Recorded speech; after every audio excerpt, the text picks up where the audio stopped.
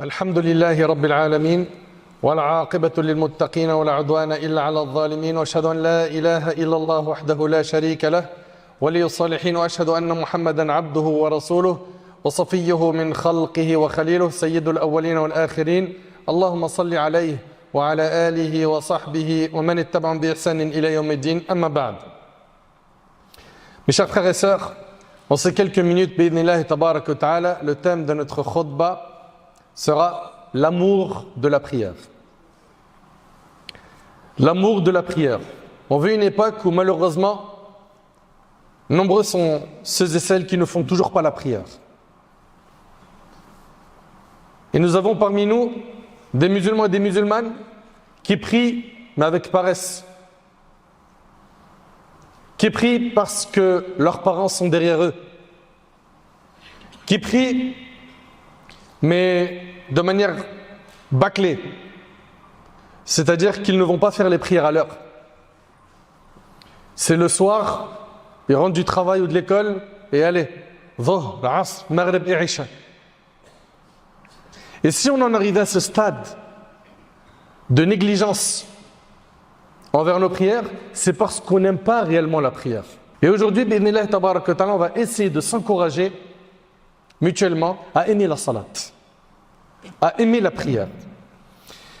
Mes chers frères et sœurs, on cherche tous à avoir le paradis. Et pour avoir le paradis, il faut adorer Allah tabarak wa ta'ala. L'adorer comme lui le veut et pas comme nous on veut. Et malheureusement, ce n'est pas le cas de beaucoup de nos frères et de nos sœurs. Ils adorent Allah subhanahu wa ta'ala comme eux ils le veulent.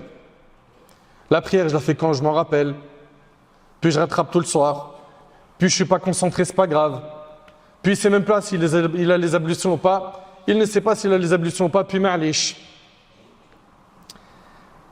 Il faut impérativement qu'on revoie notre relation avec la prière. La prière qui, comme vous le savez, est un pilier de l'islam. C'est le deuxième pilier d'islam. Le premier, comme vous le savez, c'est At-Tawhid, l'unicité d'Allah. C'est de témoigner qu'il n'y a pas d'autre divinité qui mérite d'être adorée par Allah et que Muhammad est le messager d'Allah. Le deuxième pilier de l'islam, c'est la prière. Et la prière, comme vous le savez, c'est la première action qu'Allah subhanahu wa ta'ala va juger de nous le jour du jugement. Allahu Akbar.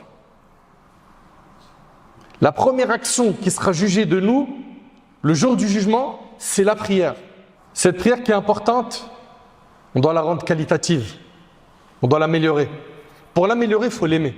Et toi qui veux aimer la prière, si tu veux savoir comment accéder à cet amour, eh bien, il va falloir que dans un premier temps, tu revoies ton amour pour Allah subhanahu wa ta'ala. Et ça, c'est le premier élément que je veux vous enregistrer. Si tu veux aimer la prière, l'aimer du plus profond de ton cœur, il va falloir que tu renforces l'amour d'Allah dans ton cœur. Car le problème, il vient d'ici. Le problème, on vous a dit, il vient de là.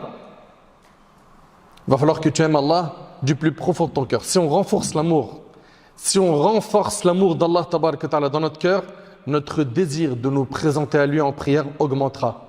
Et on va savourer cet instant. La prière est un dialogue privé avec Allah et un moyen très efficace de se rapprocher de lui. Selon Anas ibn Malik radiyallahu anhu, le prophète a dit: lorsque l'un d'entre vous se tient debout en prière, il est en conversation avec son Seigneur, rapporté par Bukhari Muslim. Tu es en dialogue privé avec Allah quand tu pries. Avec le Maître, le Créateur. Avec celui qui a créé cet univers. Celui qui a créé les humains. Celui qui a créé les animaux, les montagnes, les mers. Subhanallah, Allahu Akbar. Je ne sais pas si vous ressentez dans votre cœur la grandeur de cette adoration qu'est Salah. Tu es devant le maître des mondes. Si on te dit que tu auras un rendez-vous avec quelqu'un d'important, que tu estimes, que tu aimes, et qu'on te fixe le jour du rendez-vous, l'heure, et que tu aimes cette personne, il se peut que tu n'endormes pas la nuit. Pourquoi? Tu es impatient de rencontrer ton bien-aimé, celui que tu apprécies. Ça peut être un joueur de foot pour certains, un autre c'est une star, un autre un savant. Voilà. Donc si toi tu sais au plus profond de ton cœur que tu as un rendez-vous fixé et tu l'as eu difficilement, tu vas compter les jours, tu vas compter les minutes. Tu seras impatient de le rencontrer. Et une fois devant lui, tu ne voudras pas que le temps il passe vite. Et subhanallah, la prière, le prophète il nous dit que lorsque l'un d'entre vous se tient debout en prière, il est en conversation avec son Seigneur. Il y a plus important qu'Allah dans ton cœur? Comment se fait-il qu'en salat, il y a des gens qui ne pensent pas à Allah? Il dit Allahu Akbar, il rentre en prière, il n'y pense pas. Vous savez pourquoi? Parce qu'il n'aime pas réellement cette prière. Et pourquoi il n'aime pas réellement cette prière? Parce qu'il ne connaît pas réellement Allah. Le problème, je vous le dis, je le répète, il vient de là. On a plein de gens, leur prière, c'est des gestes mécaniques. Ils ne savourent pas ce moment. Parce que cette personne-là ne connaît pas assez Allah.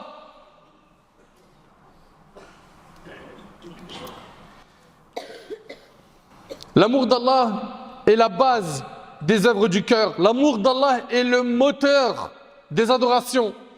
Et tu ne peux être considéré comme un adorateur que si tu aimes Allah.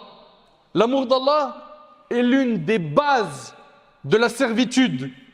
Les savants, qu'Allah leur fasse miséricorde, ont dit l'adoration, c'est l'amour absolu, agrémenté d'une humilité sans borne. L'adoration, c'est quoi? C'est l'amour absolu que tu as pour Allah, agrémenté d'une humilité sans borne. Et cette humilité suppose la soumission. Donc ce qui nous manque en fait pour pouvoir aimer cette prière, c'est d'aimer Allah comme il le faut. Notre bien-aimé alayhi salatu wassalam, dans le hadith rapporté par Muslim d'après Anas radiyallahu anhu, il a dit 3 choses, si elles sont chez une personne, elle aura trouvé la douceur de la foi. Tu veux goûter à la douceur de la foi, aux délices de la foi? 1, qu'Allah et son messager soient plus aimés auprès de lui que toute autre personne. Tu veux goûter à la douceur de la foi? Il faut que tu aimes Allah et son prophète alayhi salatu wassalam plus que toute autre personne. Yahya ibn Abi Kathir, rahimahullah, il a dit les connaisseurs n'ont rien trouvé de plus délectable que l'amour d'Allah et la recherche de sa satisfaction. Je répète, les connaisseurs n'ont rien trouvé de plus délectable, de plus savoureux, de plus délicieux que l'amour d'Allah et la recherche de sa satisfaction. Si on veut goûter aux délices de la prière, il faut renforcer notre amour pour Allah. Ça, c'est des pistes concrètes. J'aimerais qu'elles soient enregistrées. Parce qu'il y a plein de gens qui disent « ma prière, elle n'a pas de saveur, elle n'a pas de goût ». Mais c'est parce que tu as un problème sur quoi? Sur l'amour que tu as pour Allah subhanahu wa ta'ala. Serviteur d'Allah. L'amour d'Allah implique d'aimer ce qu'Allah aime, n'est-ce pas? L'amour d'Allah, regardez, on va vous dire des mots qui sont simples à retenir. L'amour d'Allah implique d'aimer ce qu'Allah aime. Et dans le hadith al-Qudsi qui est rapporté par l'imam al-Bukhari selon Abu Huraira, radiyallahu anhu, Allah tabarak wa ta'ala a dit « Mon serviteur ne s'approche pas de moi par une chose que j'aime plus que lorsqu'il accomplit ce que je lui ai imposé. » C'est-à-dire qu'Allah subhanahu wa ta'ala, ce qu'il aime le plus dans nos œuvres, c'est la réalisation des actes obligatoires. Et la prière en fait partie. Comprenez donc que l'amour d'Allah implique d'aimer ce qu'Allah aime. Et Allah subhanahu wa ta'ala, ce qu'il aime le plus, c'est quoi?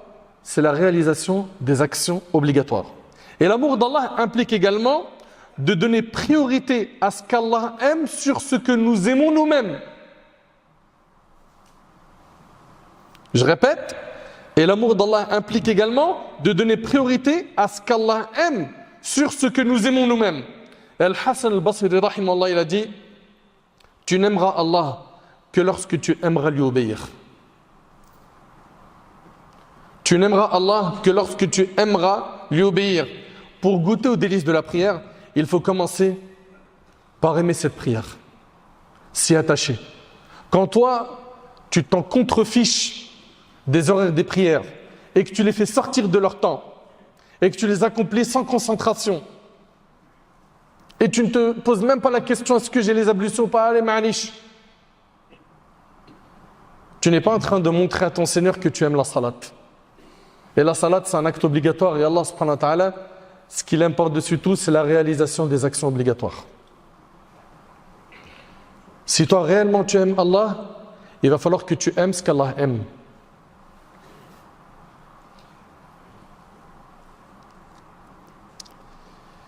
Si nous, on aime réellement la prière, on va aimer les ablutions.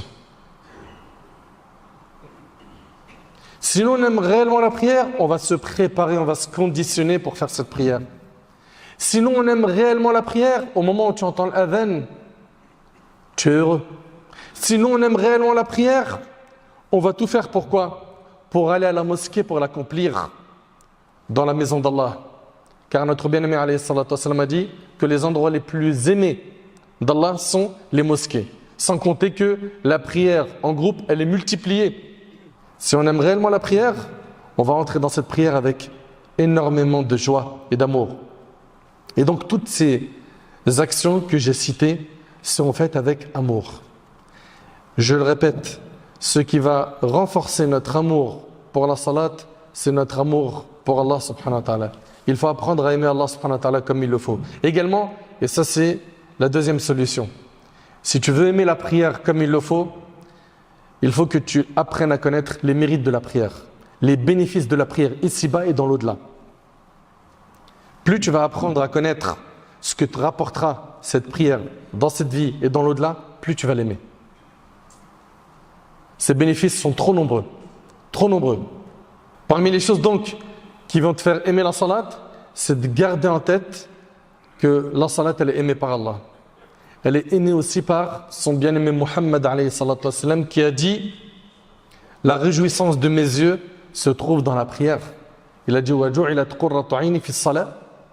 Le hadith il est rapporté par An-Nasa'i selon Anas. Également, rappelle-toi que le prophète sallallahu alayhi wa sallam, quand on lui a dit « Quelles sont les actions les plus aimées d'Allah ?» La première chose qu'il a dit alayhi salatu wassalam, c'est faire la prière à l'heure. Subhanallah, Allah subhanahu wa ta'ala, il aime la prière. Le prophète sallam, il aime la prière et toi tu l'aimes pas. Et après tu prétends aimer Allah et son messager. Il n'y a pas un souci. Il n'y a pas un problème dans ta manière de réfléchir. Comment ne pas savourer le moment de la salat? Comment? Le souci c'est qu'on s'est éloigné d'Allah.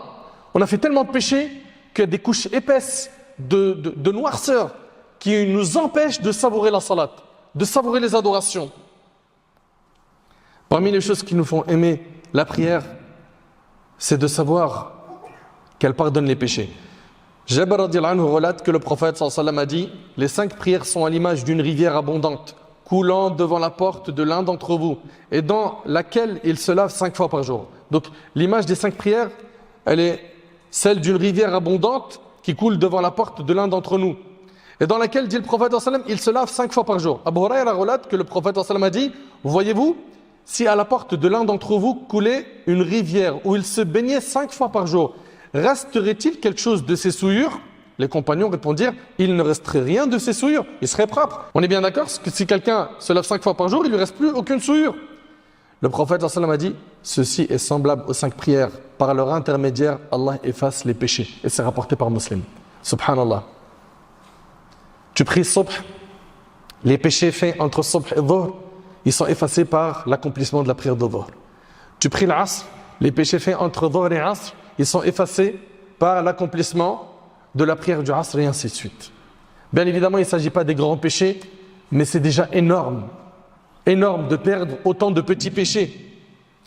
Et Abdullah ibn Amr, radiyallahu anhu an jami'a as-sahaba, il rapporte que le prophète sallallahu alayhi wa sallam a dit, quand un serviteur se met à prier, tous ses péchés sont posés au niveau de sa tête et de ses épaules.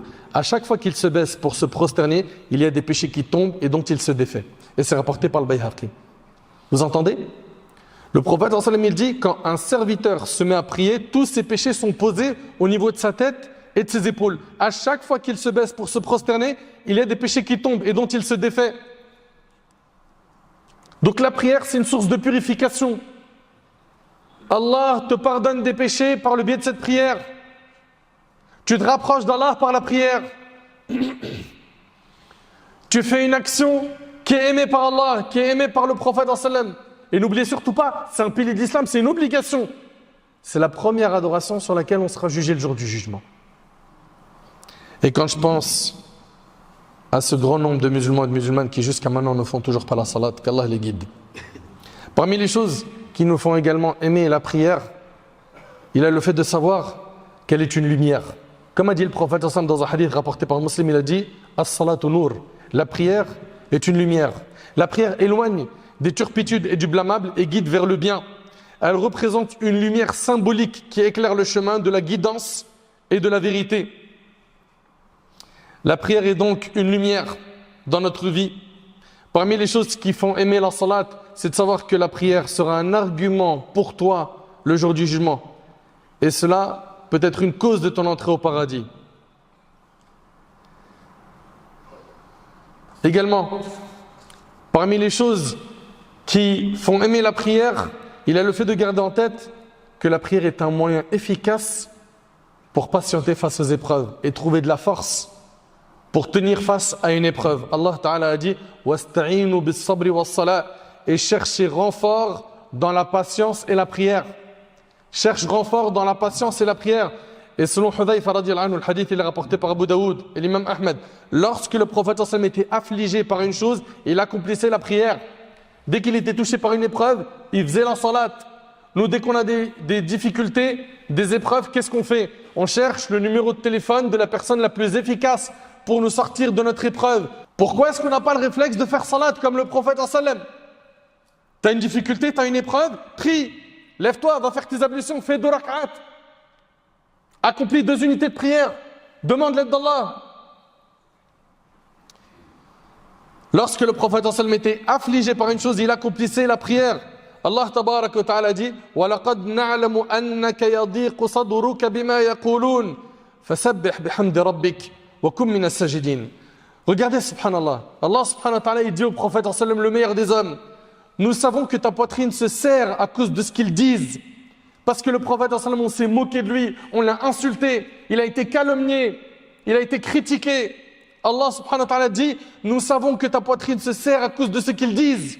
Et regardez la solution spirituelle. Célèbre donc la gloire et la louange de ton Seigneur et sois de ceux qui se prosternent. Prie, prosterne-toi, invoque Allah, rapproche-toi d'Allah afin que tes soucis disparaissent. La prière est une recharge spirituelle pour le cœur. Tu as besoin de recharger ton smartphone, n'est-ce pas? Ton cœur, si tu ne le recharges pas avec la salat, il va s'affaiblir, voire il risque de mourir. C'est pour cela qu'il faut que tu apprends à souder cette prière, à faire les prières obligatoires et à multiplier les prières surérogatoires. Et cette prière-là va t'aider à affronter les difficultés de la vie, à trouver de la force auprès de ton Seigneur subhanahu wa ta'ala pour faire dissiper ces problèmes, ces soucis qui t'ont touché. Et avec cette prière, tu peux te plaindre à Allah. Et il faut que tu te plaignes à Allah. Qui d'entre nous n'a pas de soucis? Qui d'entre nous n'a pas d'épreuves? Qui d'entre nous n'a pas de projet? Plains-toi à Allah, parle à Allah. Et quand tu es prosterné, tu es très proche de ton Seigneur, Jalla fi'ulah. Le prophète sallallahu alayhi wa sallam nous dit, dans le hadith de Sa'd, qui est rapporté par Nasaï, certes Allah ne va secourir cette communauté que par ses membres faibles, par leurs invocations, leurs prières et leur sincérité. On veut le soutien d'Allah, il faut qu'on s'éduque, il faut qu'on revienne aux fondamentaux. Aujourd'hui, peut-être certains ils se disent, mais pourquoi nous parle de la prière? Wallahi al-azim, on a des lacunes dans les fondamentaux. Je ne généralise pas. On a des lacunes dans les fondamentaux, après on se dit, mais pourquoi on n'a pas le soutien d'Allah? Est-ce qu'on fait salat déjà? Et pour ceux qui font salat, est-ce qu'ils la font comme il le faut? Mes chers frères, mes chères sœurs, la prière apaise le cœur. La prière apporte une sérénité intérieure. La prière nous permet de nous plaindre à Allah tabaraka wa ta'ala de nos soucis, de nos problèmes. Et donc par la prière, on y trouve un apaisement. Le prophète sallallahu alayhi wa sallam il disait à Bilal, Arihna bis salat ya Bilal, apaise-nous par la prière au Bilal. Et le hadith il est rapporté par Ahmed. Parmi également les moyens qui nous permettent d'aimer la prière, il y a le fait de garder en tête que la salat est un moyen efficace qui t'empêche de tomber dans le haram, dans la turpitude et dans le blâmable. Le peuple de Shu'aib a dit à Shu'aib, قالوا يا شعيب, le prophète Shu'aib, قالوا يا شعيب أصلاتك تأمرك أن نترك ما يعبد آباؤنا. Ô Shu'aib, est-ce que ce sont tes prières qui t'ordonnent de nous faire renoncer à ce qu'adoraient nos ancêtres? Donc on voit ici que la prière, elle a cet effet de t'écarter de la turpitude, du blâmable. Allah tabarak wa ta'ala, il dit Inna as-salata tanha 'anil fahsha'i wal munkar. La prière préserve de la turpitude et du blâmable. Celui qui accomplit la prière en la faisant avec son cœur, avec humilité, en faisant cela en étant concentré, cette prière va être le meilleur moyen pour qu'il s'écarte du haram, des péchés qu'il fait. La pratique continue de la prière comme il convient, avec recueillement et méditation, amène à s'écarter de ses méfaits. Parmi également ce qui nous fait aimer la prière, il y a le fait de savoir que lorsqu'on est prosterné, on est très proche d'Allah. Abu Hurayra radhiyallahu anhu relate que le prophète sallallahu alayhi wa sallam a dit: le moment où l'individu est le plus proche de son Seigneur, c'est lorsqu'il est prosterné pour lui. Multipliez alors les invocations rapportées par Muslim. Le moment où tu es le plus proche d'Allah, c'est quand tu es prosterné. Et wallahi, quand on est prosterné, ça fait un bien indescriptible. La prosternation procure une joie indescriptible. Mais hélas, il y en a jusqu'à maintenant qui ne font toujours pas salat. J'implore Allah subhanahu wa ta'ala de les guider. Et il y en a qui ne savourent toujours pas salat jusqu'à maintenant. Qu'Allah subhanahu wa ta'ala leur fasse goûter aux délices de la salat. Nous avons besoin de nous rapprocher d'Allah. Nous avons besoin de nous plaindre à lui. Nous avons besoin d'avoir son soutien. Nous avons besoin de l'invoquer. Nous avons besoin de nous prosterner pour lui. Prions donc. Prions donc afin qu'Allah tabaraka wa ta'ala améliore notre situation. Souvent, les gens, quand ils finissent une khutbah de Jumu'ah, ils ressortent avec très peu de leçons. Et moi, je vais vous synthétiser 2 points. Sortez avec ces 2 points et faites le nécessaire pour travailler sur ces 2 points. 1. Renforçons notre amour envers Allah subhanahu wa ta'ala. 2. Apprenons à connaître les mérites et les bénéfices de la prière, ici-bas et dans l'au-delà. Et vous allez voir que si vous faites le nécessaire pour concrétiser ces 2 points, votre prière n'aura plus le même goût. Vous allez rentrer en salat, vous ne voudrez plus en sortir. Comme c'était le cas de nombreux parmi nos pieux prédécesseurs. Vous arrivez à réaliser que Uthman ibn Affan, radiyallahu anhu, ce noble compagnon, il a clôturé la lecture du Coran entièrement en une seule unité de prière. En une raka'a, il a lu le Coran en entier. C'était des gens qui savouraient la salat. Le prophète sallam, ses prières également, elles étaient longues. Pourquoi? Parce qu'il aimait la salat. Il est en train de parler avec le maître des mondes. Tu as des soucis? Tu pries. Tu as des projets? Prie. Tu as besoin de soutien dans une épreuve quelconque? Prie. La prière.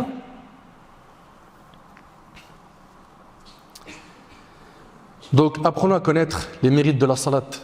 Ces 2 points qu'on a évoqués nous permettront, Inch'Allah, d'améliorer la qualité de notre prière. Mes chers frères, mes chères sœurs, on vit une époque où malheureusement il y a beaucoup de gens qui, jusqu'à maintenant, ils ne font toujours pas salat. Et d'autres qui font salat mais de manière bâclée. Il est temps de se reprendre en main sérieusement. Par la grâce d'Allah, Allah t'a permis d'entendre un discours complet sur la prière. Peut-être que tu étais négligent, tu l'avais abandonné, tu ne la faisais pas sérieusement. Reprends-toi en main. Reprends-toi en main, tu sais pourquoi? Parce que tu as beaucoup à gagner en faisant salat. Wallah, tu as beaucoup à gagner. Sur terre, les bénédictions, la baraka qu'Allah va mettre dans ta vie, tu ne peux pas imaginer. Tu ne peux pas imaginer à quel point tu vas gagner sur terre et surtout dans l'au-delà. Et l'inverse. En délaissant la salat, wallah, tu t'exposes à de grands dangers sur terre et dans l'au-delà. Oui, mais mon frère, je fais beaucoup de péchés. On t'a dit que le meilleur moyen de combattre ces péchés, c'est de prier. Non, moi je vais attendre d'arrêter mes péchés, après je vais reprendre la prière. Tu es exactement en train de nous dire, je prendrai le médicament quand je serai guéri. Qui fait ça? Qui fait ça? Les gens ils prennent le médicament une fois guéris ou pendant qu'ils sont malades? Pendant qu'ils sont malades. La prière, c'est maintenant. Reprends-la et applique-toi et fréquente des gens pieux et augmente tes connaissances au niveau de la croyance, l'aqid al-tawhid, augmente ta connaissance sur les sciences religieuses, sur l'importance de la salat, rapproche-toi des pieux, viens à la mosquée, change de mode de vie et fais le nécessaire pour aimer cette salat, tu en tireras beaucoup de bénéfices sur terre et dans l'au-delà. J'implore Allah subhanahu wa ta'ala de nous faire aimer salat. J'implore Allah tabaraka wa ta'ala de guider nos frères et nos sœurs qui font toujours pas salat.